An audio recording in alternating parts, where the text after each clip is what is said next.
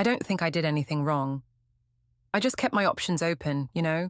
Life is complicated, and sometimes you have to make choices that other people don't understand. But this morning, Adam handed me a thick manila envelope, legal documents with his name stamped across the top and a demand for a DNA test.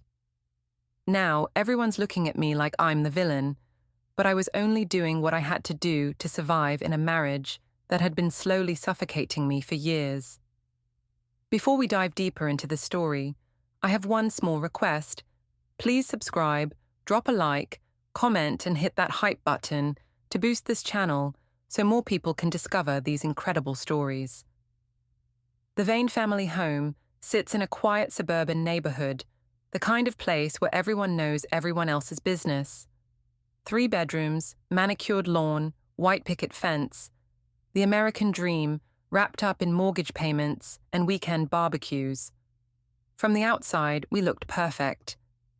Adam with his steady IT job, me climbing the corporate ladder as an HR assistant, and our 7-year-old daughter Ella with her gap-toothed smile and endless energy. But perfection is exhausting to maintain. "You're late again," Adam said one evening as I kicked off my heels in the foyer. He was standing in the kitchen doorway, arms crossed, that familiar crease between his eyebrows that I'd grown to resent. "Traffic was horrible," I replied, not meeting his eyes. "You know how it is downtown." "It's 9:30, Mireille. Ella asked for you at bedtime." I felt the familiar surge of irritation. Here we go again. Saint Adam, perfect father, making me feel guilty for working hard. "I'm building a career, Adam. Someone has to think about our future." He opened his mouth to respond, but I was already heading upstairs.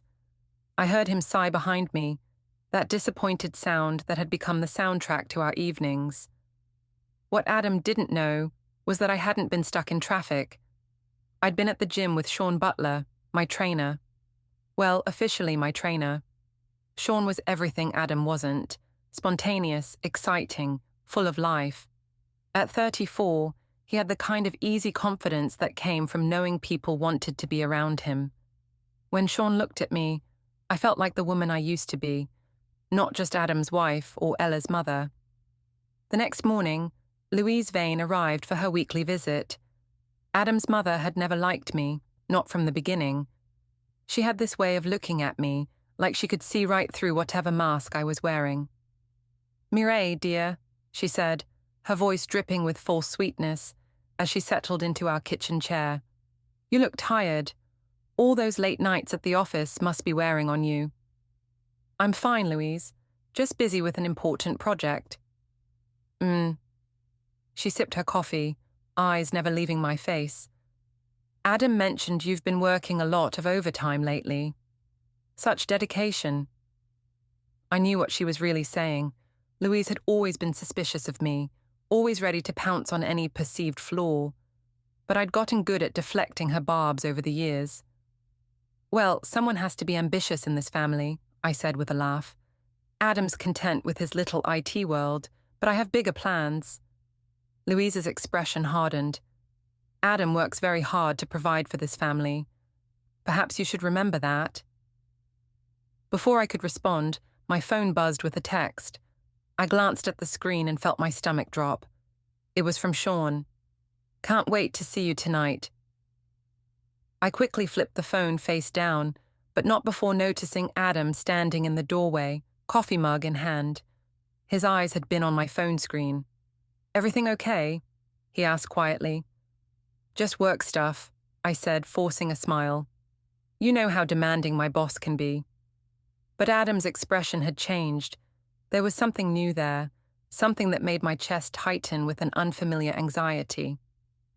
That evening, I found myself venting to my friend circle in our group chat. These women had been my lifeline through the monotony of suburban motherhood: Sarah, Jessica, and Monica, all of us navigating the complexities of marriage and careers. "Mireille, Adam is being so paranoid lately, questioning everything I do." Sarah, "Men get like that sometimes. Insecurity." Jessica, "Maybe he's feeling neglected. When's the last time you two had a date night?" Mireille, Hard to have romance with someone who treats you like a teenager with a curfew. Monica. Ugh, controlling husbands are the worst. You deserve better, babe. I felt validated reading their responses. See, I wasn't crazy. Adam was being unreasonable, and my friends could see it too. But later that night, as I lay in bed next to my sleeping husband, I couldn't shake the image of his face when he'd seen that text from Sean. There had been hurt there, real hurt, and for a moment, I'd felt something that might have been guilt. I pushed the feeling away. I wasn't doing anything wrong. I was just keeping my options open. The corporate office where I worked buzzed with the usual Monday morning energy, fluorescent lights, the smell of cheap coffee, and the constant hum of keyboards clicking. I'd always thrived in this environment, the politics, the networking, the careful balance of competition and collaboration. Mireille, Sarah waved me over to the break room. Coffee date? I need to hear more about this Adam situation. I gratefully accepted the distraction. Sarah worked in marketing, and we'd bonded over our shared frustration with our respective husbands' lack of ambition. He's getting worse, I confided, as we settled into a corner table at our usual cafe. Last night he actually asked to see my phone. Can you believe that? Sarah's eyes widened. No way. What did you tell him? That I'm an adult woman, not a child, and he needs to back off. I stirred my latte aggressively. I think he's having some kind of midlife crisis, getting all suspicious and controlling. That's so toxic, Sarah agreed. You can't live like that. What I didn't tell Sarah was that I'd actually let Adam look through my phone after I'd deleted all the messages from Sean and cleared my call history. The look of confusion and shame on his face when he found nothing had almost made me feel bad. Almost. That afternoon, I met Sean at the gym. He was waiting by the free weights, all easy smiles and casual confidence in his fitted trainer shirt. Hey, beautiful, he said, pulling me into a hug that lasted just a beat too long. How's your day going? Complicated, I admitted as we moved to a quieter corner of the gym. Adam's getting suspicious. Sean's expression grew serious. Maybe we should cool things down for a while. I don't want to cause problems in your marriage. I felt a flash of panic. Sean was my escape, my reminder that I was still desirable, still exciting. Without him, I'd be trapped in the suffocating routine of suburban motherhood. He's just being paranoid, I said quickly. He has no proof of anything. Besides, he's not exactly the confrontational type. Sean looked uncertain. I don't know, Mireille. Maybe he's emotionally abusive, I heard myself say. The words came out before I could stop them, and once they were out there, they felt almost real. He controls everything I do, questions every move I make. I can't live like that anymore. It wasn't exactly true. Adam had never been abusive, just boring, predictable. But Sean's expression immediately shifted to concern and protectiveness. Jesus, Mireille, I had no idea it was that bad. I don't like to talk about it, I said, looking down at my hands, but being with you, it reminds me what it feels like to be happy. When I got home that evening, I found Adam's brother Ben sitting at our kitchen table with Adam.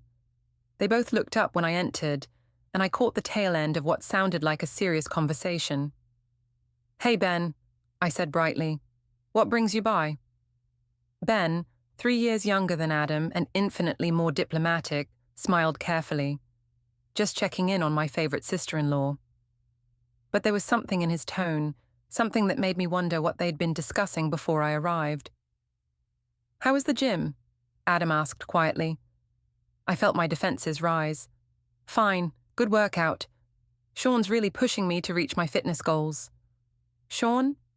My trainer. I've mentioned him before. Adam nodded slowly, but I could see the wheels turning behind his eyes. The next morning, I was called into HR. My boss, Patricia, looked uncomfortable as she gestured for me to sit down. Mireille, we've received an anonymous complaint about inappropriate conduct, she said, not meeting my eyes. My blood ran cold. What kind of complaint? Someone reported that you've been using company time for personal activities. Specifically, they mentioned frequent absences during work hours that don't align with your reported schedule. I forced myself to stay calm. That's ridiculous. Who made this complaint? It was anonymous, as I said, but we'll need to review your keycard access logs and verify your whereabouts during the times in question.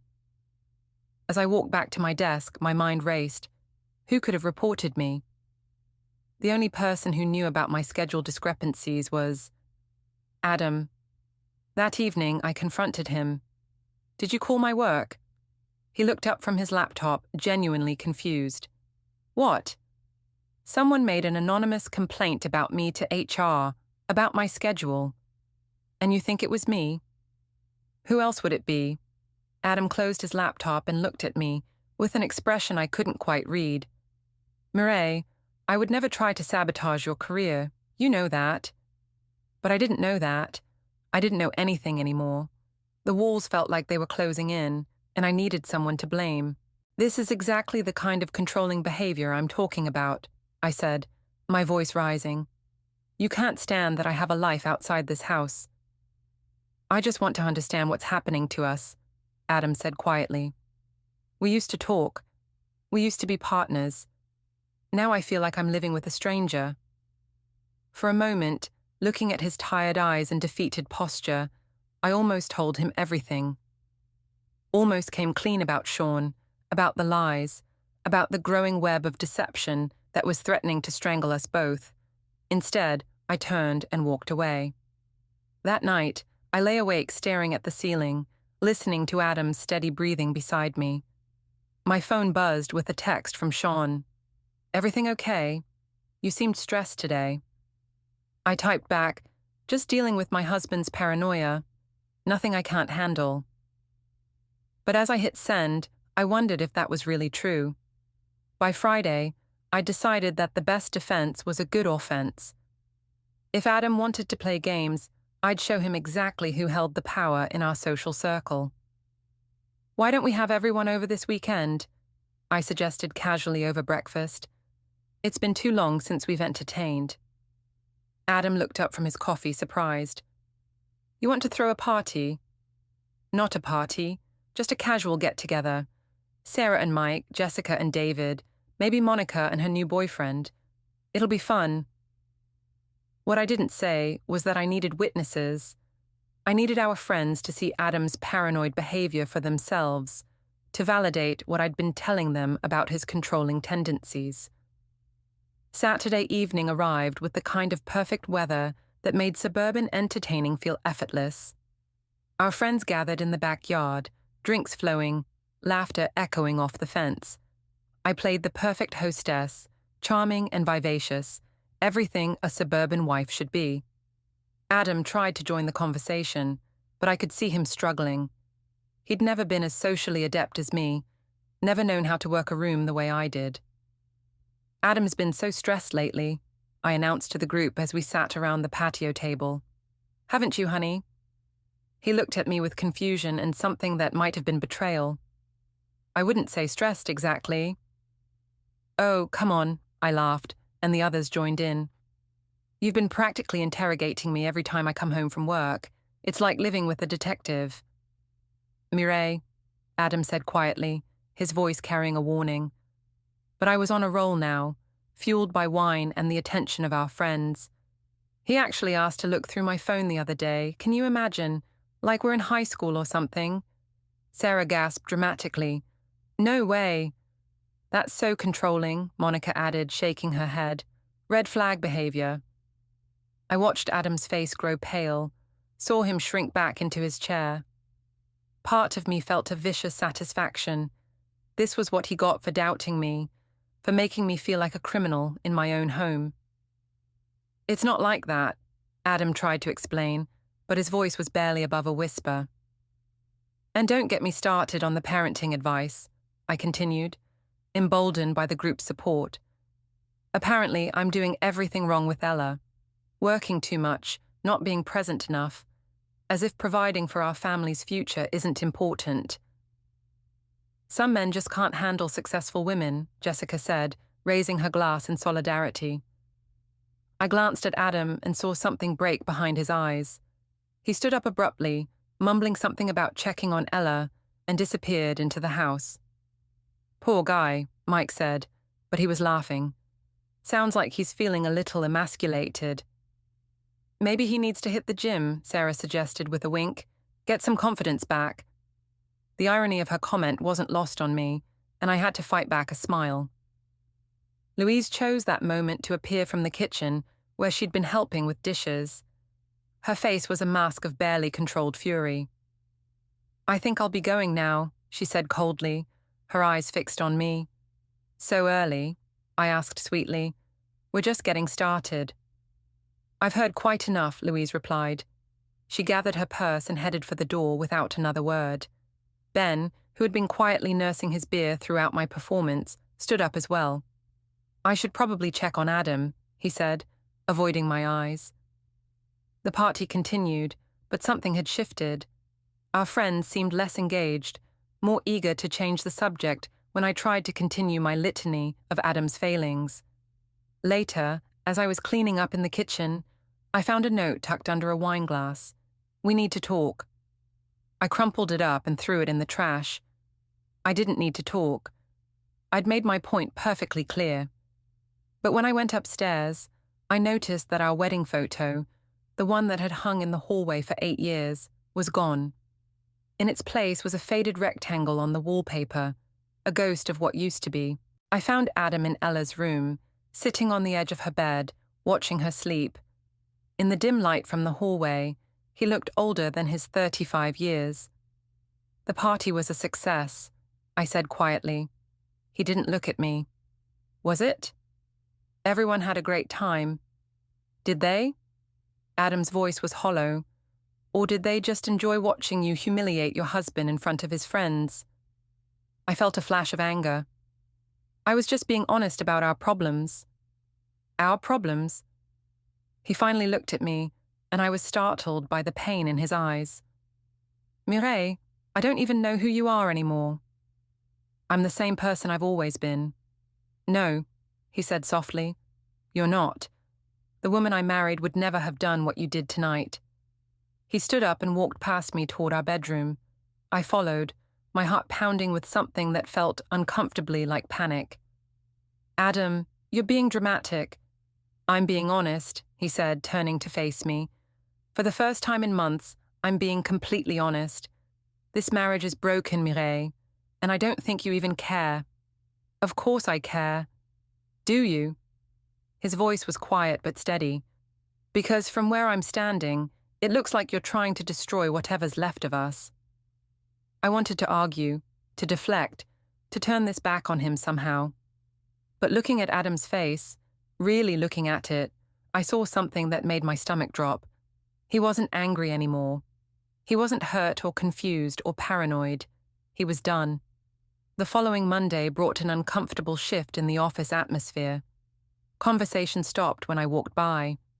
Colleagues who usually greeted me with warm smiles now offered polite nods before quickly looking away. Patricia called me into her office again. "We've completed our review of your access logs," she said, sliding a folder across her desk. "There are some significant discrepancies we need to discuss." I opened the folder and felt my mouth go dry. Inside were printouts of my keycard swipes, timestamps showing me leaving the building during hours I'd reported being in meetings or working on projects. "I can explain." "Can you?" Patricia's tone was professional but cold. "Because according to this data, you've been absent from the office during work hours at least 3 times a week for the past 2 months. My mind raced, trying to come up with plausible explanations. "I've been meeting with clients off-site, and sometimes I work from the coffee shop downstairs. You know how noisy the office can get. The coffee shop in our building doesn't require you to badge out, Mireille." I was trapped, and we both knew it. "I'm going to need a detailed explanation for each of these absences," Patricia continued. "And going forward, any off-site work will need to be pre-approved and documented." I nodded, my face burning with humiliation. As I left her office, I caught sight of several co-workers quickly averting their eyes. The whispers had already started. That afternoon, I met Sean at the gym, but even he seemed different. Less flirty, more distant. "Everything okay?" I asked as we moved through our usual routine. "I've been thinking about what you said," he replied, not meeting my eyes. "About your husband being, you know, abusive. What about it? Maybe you should talk to someone, a counselor or something. Get some professional help." I felt a chill run down my spine. "I don't need professional help, Sean. I need understanding. I need someone who sees me for who I really am." But even as I said the words, I could see him pulling away. The excitement, the danger, the thrill of our secret relationship. It was all curdling into something uncomfortable and complicated. "Maybe we should take a break," Sean said quietly. "Just until you figure things out at home." "Are you serious?" "I don't want to be the reason your marriage falls apart, Mireille. That's not who I am." I wanted to scream at him, to tell him it was too late for noble gestures, that my marriage was already falling apart, and it had nothing to do with him. But looking at his earnest face, I realized that Sean had never been the sophisticated partner I'd imagined. He was just a gym instructor who'd gotten in over his head. That evening, I came home to find Adam in his study, surrounded by papers. He looked up when I entered, and I was struck again by how different he seemed. Gone was the uncertain, hurt man I'd been manipulating for months. In his place sat someone I didn't recognize, calm, focused, determined. "What's all this?" I asked, gesturing to the documents. "Research," he said simply. "Research into what?" "My options." The word hung in the air between us like a threat. I felt my carefully constructed world beginning to shift beneath my feet. "Adam, if this is about Saturday night—" "It's not about Saturday night," he interrupted. "It's about everything. It's about the lies, the manipulation, the complete lack of respect you've shown for our marriage and our family." "I haven't lied about anything." "Haven't you?" He picked up a piece of paper from his desk. "This is a record of your gym visits over the past 3 months. Want to guess how many of them coincide with times you told me you were working late?" My heart started pounding. "You've been spying on me?" "I've been trying to understand what happened to my wife," Adam said quietly. "The woman I married wouldn't have done any of this. She wouldn't have humiliated me in front of our friends, wouldn't have lied about where she was spending her time, and she sure as hell wouldn't have made me feel like I was going crazy for noticing that something was wrong." I opened my mouth to argue, but no words came. For the first time in months, I had no ready deflection, no way to turn this back on him. "I've made an appointment," Adam continued, "for a paternity test." The words hit me like a physical blow. "What?" "You heard me." "Adam, that's insane. Ella is your daughter." "Is she?" The question hung between us, loaded with implications I wasn't ready to face. Because the truth was, I wasn't entirely sure. The timeline was fuzzy, the possibilities too complicated to untangle. "How can you even ask that?" "How can I not?" Adam's voice was steady, but I could see the pain behind his eyes. "You've lied about everything else, Mireille. Why should I trust you about this?" I felt the ground shifting beneath me, my carefully constructed narrative crumbling. "You're being paranoid." Am I? Or am I finally seeing clearly for the first time in months? That night, I lay awake staring at the ceiling, my mind racing through possibilities and consequences. In the morning, I'd try to fix this. I'd find a way to make Adam see reason, to convince him that he was overreacting. But deep down, I knew something had fundamentally changed. The man lying next to me wasn't the same person I'd been manipulating and gaslighting for months. This Adam was someone new, someone who'd finally stopped believing my lies. And for the first time since this whole mess began, I was genuinely afraid. I woke up Tuesday morning to find Adam's side of the bed empty and cold. Downstairs, I found a note on the kitchen counter. "Gone to work early, we'll talk tonight." But when tonight came, Adam didn't come home at all. I called his phone repeatedly, each call going straight to voicemail. I tried texting, "Where are you? Ella is asking for you." No response. By Wednesday, panic was setting in. I called Ben, trying to keep my voice casual. "Hey, have you heard from Adam? He didn't come home last night." There was a long pause. "He's fine, Mireille." "Where is he?" "He's taking some space to think." "Space? What does that mean? Is he staying with you?" "I can't discuss that with you right now." The line went dead, leaving me staring at my phone in disbelief. Even Ben, diplomatic, peacekeeping Ben, was turning against me. Thursday morning brought a knock at the door. A man in a suit stood on my porch, holding a manila envelope. "Mireille Vane?" "Yes?" "You've been served." My hand shook as I opened the envelope. Inside were legal documents, a petition for legal separation, a motion for temporary custody arrangements, and a court order for DNA testing. I sank onto the couch, the papers scattered around me like fallen leaves. This was really happening. Adam wasn't just taking space, he was taking action. My phone rang. It was my mother. "Mireille, Ben called us. He said Adam has moved out." "It's temporary, Mum. He's just being dramatic." "Dramatic? Honey, he's filed legal papers. This sounds serious." I could hear the worry in Nora's voice, and for a moment I wanted to tell her everything, but the words that came out instead were, "He's trying to control me, Mom. He can't handle that I have my own life, so he's trying to punish me through the courts." "Oh, sweetheart, what can your father and I do to help?" "Just support me. I'm going to need a lawyer." That afternoon, I sat in the office of Margaret Chen, the family law attorney I'd hastily Googled and called. She was a stern woman in her 50s, with sharp eyes and a no-nonsense demeanor. "Let's go through this step by step," she said, spreading Adam's filing across her desk. "Your husband is alleging adultery, emotional abandonment, and requesting a paternity test for your daughter.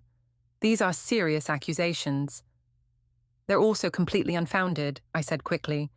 "Adam is having some kind of breakdown. He's become paranoid and controlling."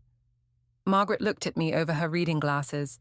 "Mrs. Vane, I need you to be completely honest with me. Have you been unfaithful to your husband?" I've made some friends, male friends. Adam doesn't approve of me having a social life outside our marriage." "That's not what I asked." The weight of her stare was unbearable. "There may have been some emotional connections, but nothing physical, nothing that would justify this nuclear option." Even as I said it, I knew it wasn't entirely true, but the full truth felt too dangerous to admit, even to my own lawyer. Margaret made notes on her legal pad. "What about the paternity test? Is there any reason to believe your husband might not be your daughter's biological father?"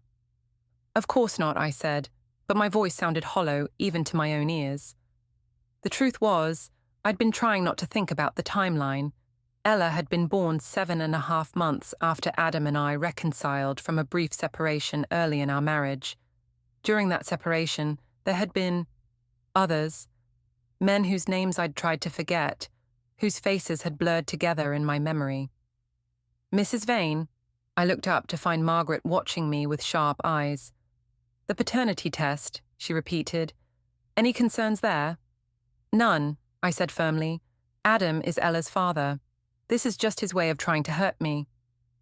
But even as I said the words, doubt gnawed at me. What if Adam wasn't Ella's father? What if 7 years of our life together had been built on a lie I'd told myself so convincingly that I'd almost believed it? That evening, I called my friend group, desperate for support and validation. "He's lost his mind," I told Sarah over the phone. "Filing for separation, demanding paternity tests. It's like he's trying to destroy our family out of spite." "That's awful, Mireille. What triggered all this?" "I honestly don't know. I think he's having some kind of midlife crisis. Maybe he's the one having an affair and projecting it onto me." But even Sarah's response felt lukewarm. That's really intense, Mir. Are you sure there isn't something you're not telling me?" I felt a chill. What do you mean? I mean, men don't usually go straight to lawyers unless something major has happened. After I hung up, I realized that even my closest friends were starting to doubt my version of events. The isolation was complete. Adam had moved out. Ben wouldn't talk to me. Louise had always hated me. And now even my own support system was wavering. Friday afternoon, I picked up Ella from school. She was quiet during the drive home, staring out the window with the kind of serious expression that looked wrong on a 7-year-old's face. "Mommy," she said finally, "why doesn't Daddy live with us anymore?" I gripped the steering wheel tighter. "Daddy is just staying somewhere else for a little while. He'll be back soon." "Tommy's parents got divorced," Ella said matter-of-factly. "Now Tommy has 2 houses." "We're not getting divorced, baby. Daddy and I are just working through some grown-up problems." But looking at Ella's face in the rearview mirror, I saw a wisdom that scared me. She knew more than she was saying, understood more than I wanted her to. That night, after Ella was asleep, I found myself going through old photos on my phone. Pictures of Adam and me from happier times. Our wedding, Ella's birth, family vacations. In every image, Adam looked at me like I was the center of his universe. When had I stopped seeing that love? When had I started taking it for granted? My phone buzzed with a text from an unknown number. "This is Adam. Please don't call my personal phone anymore. All communication should go through our lawyers." I stared at the message, feeling something crack inside my chest. The man who had loved me unconditionally for 8 years, who had built a life with me, who had trusted me with his heart, that man was gone, and I was finally beginning to understand that I was the one who had killed him. The DNA test was scheduled for a Tuesday morning at a clinical lab downtown. I arrived to find Adam already there, sitting in the waiting room with a composure that unnerved me. "Adam," I said, sitting down beside him, "we don't have to do this. We can work things out without involving courts and lawyers." He didn't look at me. "We're past that point, Mireille." "But Ella, think about what this is doing to Ella." Now he did turn to face me, and the coldness in his eyes made me flinch. "I am thinking about Ella. I'm thinking about what it means to raise a child who might not be mine while married to a woman who lies as easily as she breathes." The technician called us back before I could respond. The actual test was quick and clinical. Cheek swabs, paperwork, a promise that results would be available within a week. As we left the building, I made one last attempt. "Adam, please. Can't we just talk, really talk without lawyers and legal papers?"